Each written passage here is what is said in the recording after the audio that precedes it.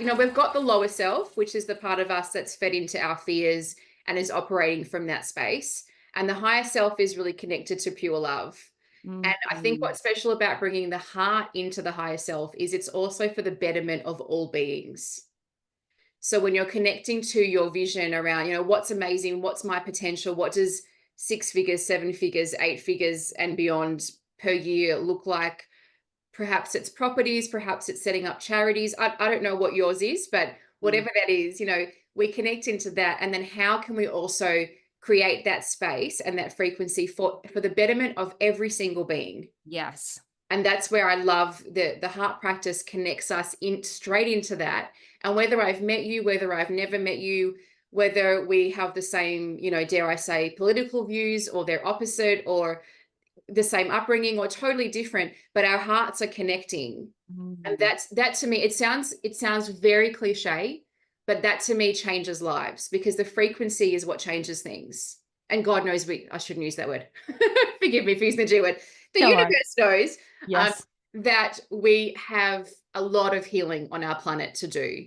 And if Yes. we can do that through conversations, through podcasts, if we can do that through business ventures, through family, whatever your expression of your higher self is, that's Mm. your own unique version of your life. I love it as well because I feel like as women in business, we tend to have more impact-led business ideas. We do want to impact our communities. We do want to make a difference. And I think it's a real struggle sometimes for women to marry the heartfelt, the impact, the I want to make a difference, I want to impact my community with the business side. And I feel like what you're doing is you're bringing both together in such a beautiful way. Thank you. Thank you. Thank It's you. Thank you. I Yes. love it. Thank I you. love it. It's just gorgeous, it's really and how do you I mean, that's probably an interesting question for you. As somebody who does, straddle both. You've obviously got a business, you've obviously got to do the things. Yeah. How does that show up for you in terms of the, spiritual side, the heartfelt side, and then the running of the business? It's a really good question. It's a daily, weekly, monthly, quarterly decision to really drop in. And for me, it really came about from the purity of the energy. So Mm. there was so many things that happened to me that the practices I was looking at, it was never a business. It was never like, how can I make money from this? It was, how can I serve? How can I be of devotion? And then, you go through your 20s, your 30s. I'm now in my 40s. I've got an almost 16-year-old son and he needs certain things. And, you also need money.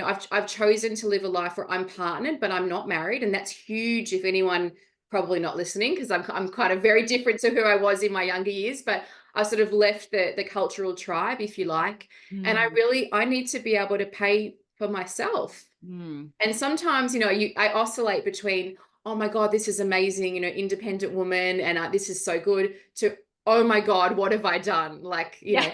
so I really had to learn pretty quickly that you need to know how to sell yourself, how Yes. to create things that people are interested in, this is what I'm still learning, but how to cope with rejection, Yeah.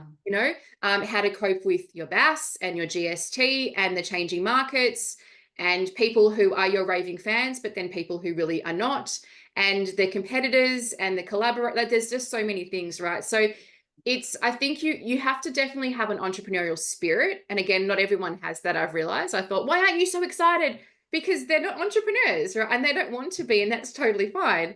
But we're a different flavor of people when you are. Yeah. So We're a little crazy. we're a little crazy. And we take risks and we just feel like we have this kind of longing to do something.